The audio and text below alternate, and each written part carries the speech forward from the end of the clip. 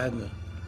And I think for many people, that was it. And people said, well, if that's going to be the response, so we've got to have to find other means of taking care of this situation. There are many people who feel that it is useless and futile for us to continue talking peace and nonviolence against a government whose reply is only savage attacks. Following the Sharpeville massacre, the African National Congress was banned, and 2 years later, its leader, Nelson Mandela, was imprisoned. At his trial, he announced that the events of 1960 had compelled the ANC to commit itself to armed struggle. Violence, said Mandela, was inevitable in this country. The architects of apartheid turned his prophecy into a reality. Increasingly, they began to kill people. I think it was just deliberate murder of people. It was not a mistake. There was hardly a family in the urban areas and townships and later in the rural areas that had not been affected by detentions, by torture. So it was just about every family in the townships was affected by it. In 1976, South Africa's black school children protested against a new law stipulating that classes be taught in Afrikaans, a language most couldn't speak. 250,000 black people rioted in Soweto alone.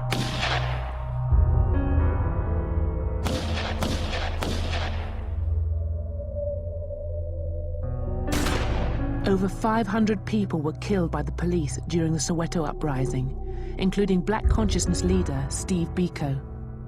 South Africa was engulfed in a firestorm of violence. Yet in the West, there were still many apologists for apartheid.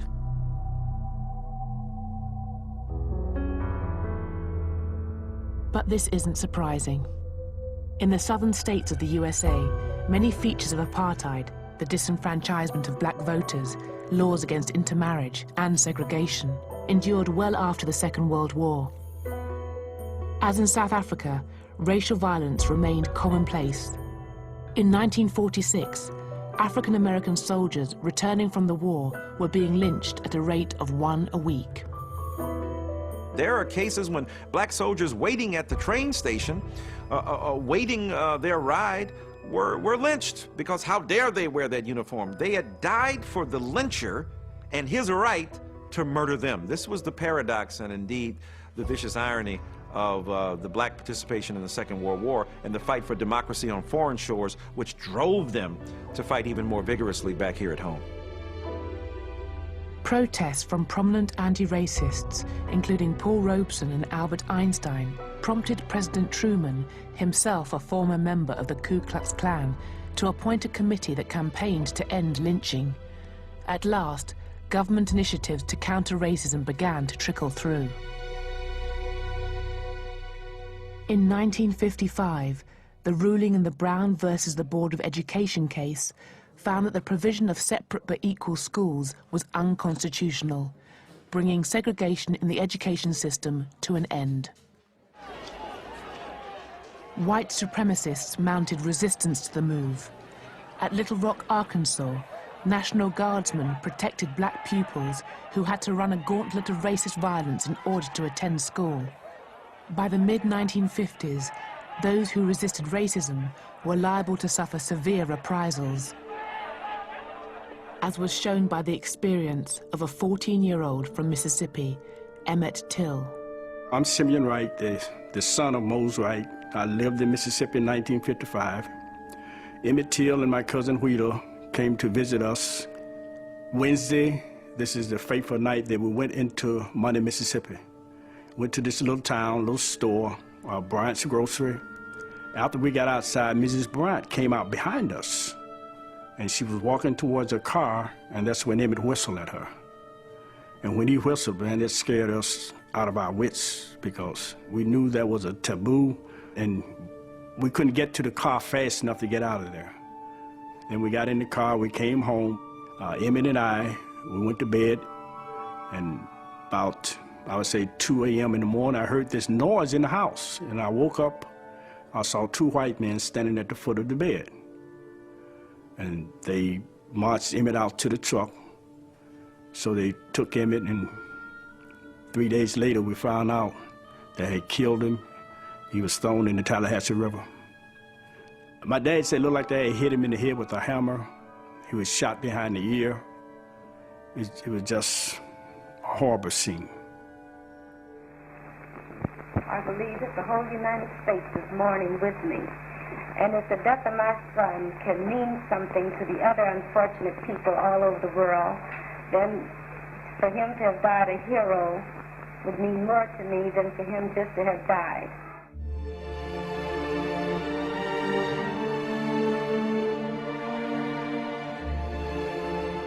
Emmett's mother, she decided that she wanted the world to see what those men had done to her son.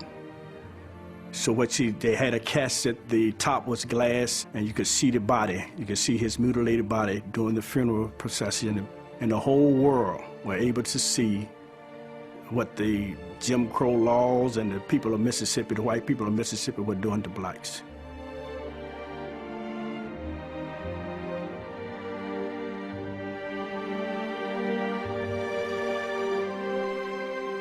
I never will forget it. I was 5 years old when I saw that picture. I was just stunned by the ferocity of hate that had produced the violence on this young man's body. And for Negro Americans, it strengthened our resolve that Jim Crow had to go.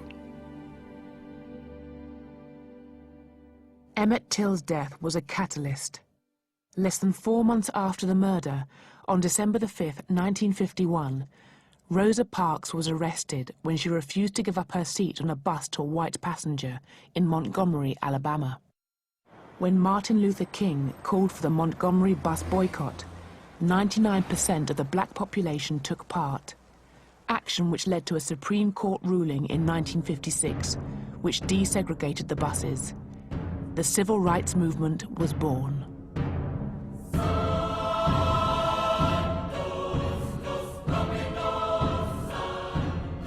Civil rights protests met with violence, as happened when black people tried to eat at segregated lunch counters.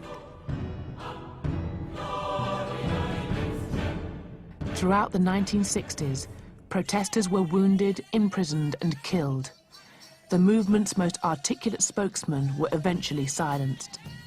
Dr. King and Malcolm X were to be murdered. With this faith, we will be able to work together, to pray together, to struggle together, to go to jail together, to stand up for freedom together, knowing that we will be free one day.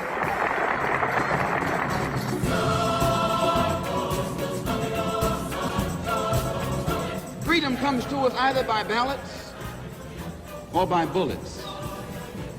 That's the only way freedom is gotten.